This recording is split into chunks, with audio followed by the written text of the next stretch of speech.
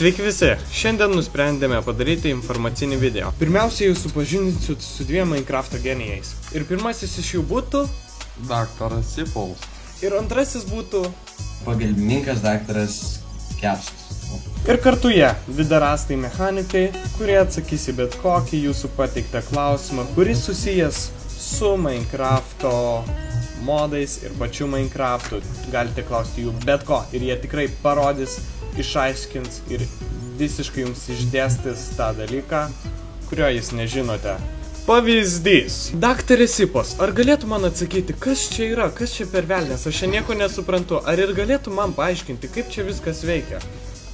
Daktaras Sipos. Bla bla bla bla bla.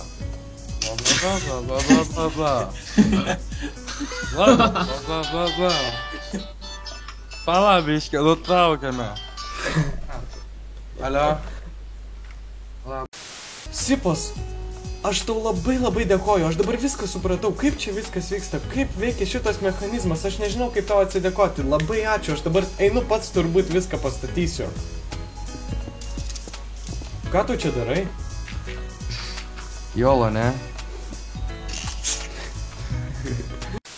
Klausimus užduokite komentaruose ir jie bus atsakyti vaizdo įrašu.